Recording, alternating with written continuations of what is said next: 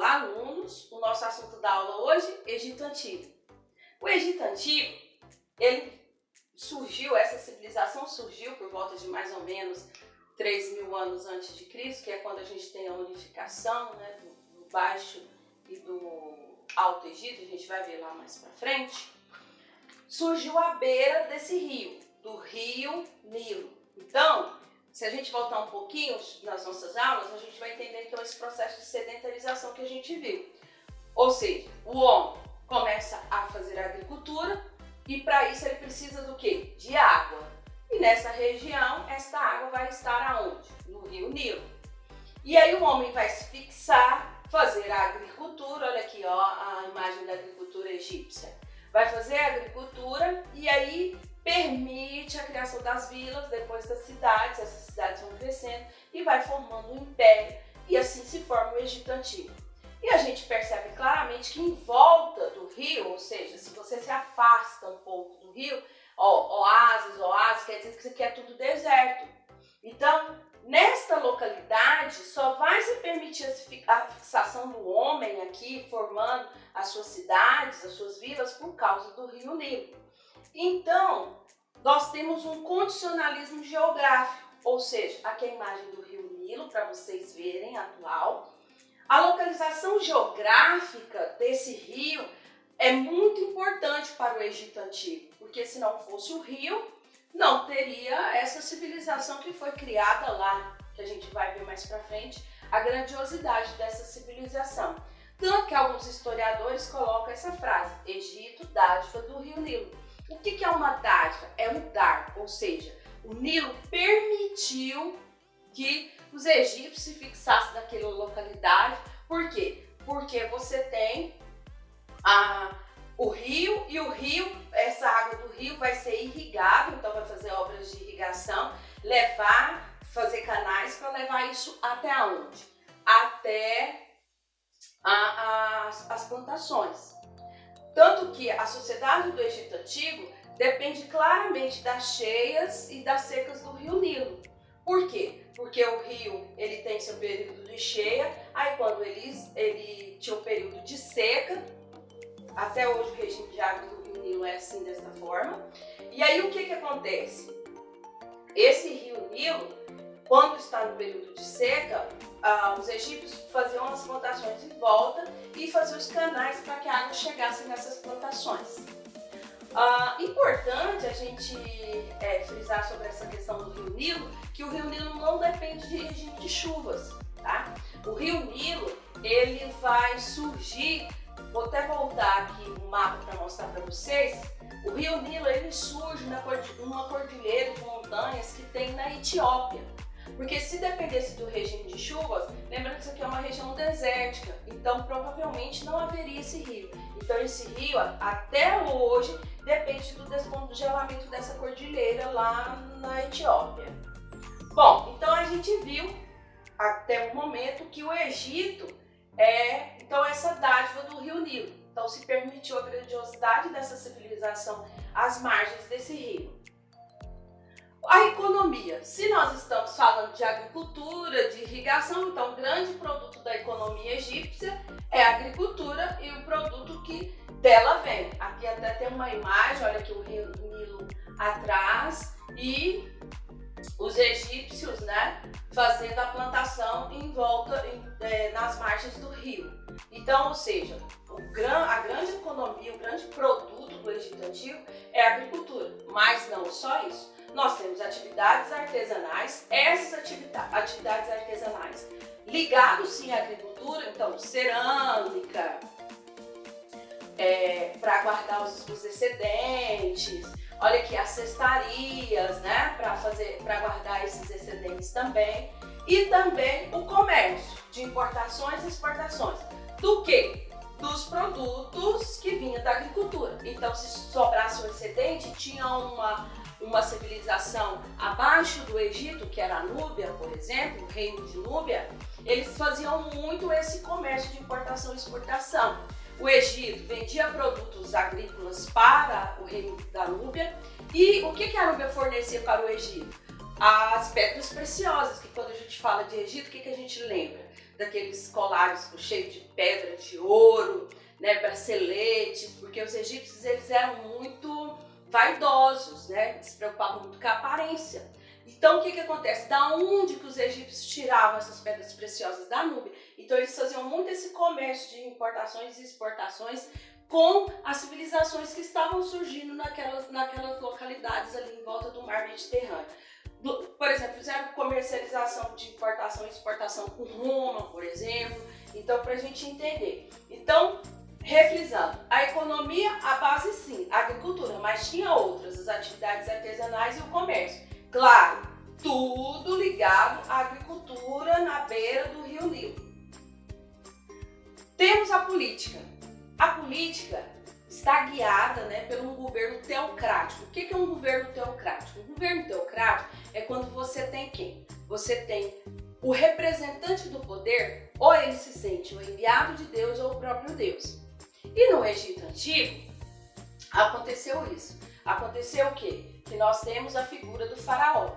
O faraó, ele vai ter o poder total sobre as terras do Egito, e esse poder, ele se titula o quê? Um Deus vivo aqui na Terra. Então, este governo passa a ser o quê? Um governo teocrático, um estado teocrático. Quando que isso acontece? Quando o faraó Mênfis, o que ele faz? Ele unifica as terras do Egito. Porque as terras do Egito, você tem o Baixo Egito e o Alto Egito. E ali foram desenvolvendo várias cidades, né? Esse processo. O que acontece? Surge uma pessoa e unifica, coloca isso tudo num império, tudo Egito Antigo. Tanto que quando a gente vê esses filmes de faraó, essas novelas, ele tá sempre com duas hastes na mão, representando o Alto e o Baixo Egito. E a coroa do faraó são duas coroas, uma dentro da outra, representando o Baixo e o Alto Egito. E quando o faraó faz essa unificação, ele se personifica como Deus vivo aqui na Terra. Então todos têm que, como se diz, segui-lo, porque ele é o Deus vivo. Além dos outros deuses que os egípcios têm, né, que a gente sabe de vários, né, Horus, Sete, Ra, o faraó também se intitula esse Deus vivo aqui na Terra. Para quem gosta de filme, tem um filme que conta a mitologia da criação do faraó. Chama Deuses Egípcios, está lá em domínio público, tem na Netflix. Então, quem quiser pode assistir para entender essa mitologia. O que é uma mitologia? Um mito da criação do faraó, certo? Porque, na verdade, o que aconteceu? Historicamente, houve uma unificação de terras e esse faraó centraliza o poder. Como era a sociedade egípcia? A sociedade egípcia, os grupos sociais eram suas funções. Você tinha, então, esses grupos sociais. Claro que a ponta da pirâmide era o faraó, ele era o máximo dentro da sociedade. E cada grupo tinha sua função específica, o que deveria ser feito. Então é uma sociedade estratificada e hierarquizada. Então é uma sociedade bem estamentada. Então primeiro você tem o faraó, depois você tem os nobres, depois você tem os escribas, depois você tem os camponeses e depois você tem os escravos. E cada um tinha sua função e tinha que exercer esta função. Ponto. Por isso que fala que é hierarquizada. Não tinha uma mobilidade social. Não é tipo assim, eu nasci pobre e posso ficar rico porque eu trabalho. Não, não era desta forma. Era bem hierarquizado. Faraó será sempre faraó, escriba. Os seus filhos serão escribas, os nobres, sempre nobres, camponeses, sempre camponeses. Por quê? Porque sempre exercia a mesma função. Religião, né? O que mais as pessoas se interessam pelo Egito Antigo, que elas ficam, né, naquele imaginário. A religião do Egito Antigo era politeísta. Teve só um tempo no Médio Império, tá, que os egípcios se tornaram monoteístas, acreditando num Deus só, que era o faraó, Amenhotep. O que acontece? Ele extinguiu a religião politeísta para que as pessoas pudessem acreditar nele. Quando ele faleceu, todo mundo voltou a acreditar, né, nesses vários deuses dentro do Egito. Importante quando a gente fala de política, como o Egito é um império muito grande, então dentro da história se dividiu o período de política dentro do Egito. Você tem o Alto Império, o Médio Império e o Baixo Império. Isso tudo são dinastias, tá? Dos faraós. Essa religião então era politeísta, eles acreditavam em vários deuses. Deuses com forma de humanos, deuses com formas de humanos e animais, deuses só com formas de animais. Eu coloquei aqui uma imagem para vocês com os principais deuses egípcios que a gente tem na cabeça. Horus, deus da sabedoria. Sete, deus do caos. Tote, Cão, Hathor é a deusa do amor. Sobek, Ra, deus do sol. Amon, Ptah, Anubis, deus da morte, que fazia o julgamento, a gente vai falar sobre isso. Osíris, Ísis, certo? Esses são os principais deuses da religião do Egito Antigo. Crenças dentro da religião egípcia. Julgamento e imortalidade da alma. E aí, por isso que os egípcios faziam o tal do embalsamento do corpo, a mumificação. Porque os egípcios acreditavam numa vida pós-morte. E nessa vida pós-morte, o que acontece? Tudo que você tinha na sua vida terrena, se você fosse para o céu, isso ia acompanhar você lá. Então, sua alma encontraria seu corpo e depois de encontrar o seu corpo, o que aconteceria?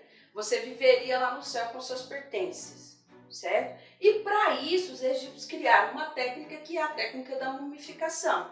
E essa técnica da mumificação é a técnica de preservar o corpo, porque se fazia para os egípcios, como que acontecia? As pessoas morriam, aí elas iam para o julgamento. O julgamento, quem estava lá? Todos esses deuses. Qual era o principal? Osíris, Anubis, porque Anubis te levava para o julgamento. O julgamento era feito numa balança, aí pegava seu coração e tinha uma pena. Se o coração subisse, né, você era uma pessoa boa, ia para o céu. Se o coração descesse, era uma pessoa má, ia o quê? Vagar, sua alma ia vagar pelo inferno sem o corpo, certo? Osíris é que dava o veredito final desse julgamento, certo? E por isso eles tinham esse preceito de fazer um embalsamento, a preservação, a mumificação dos corpos. Claro que, evidentemente, que a mumificação melhor era feita no faraó. Por quê? Porque ele era o Deus vivo.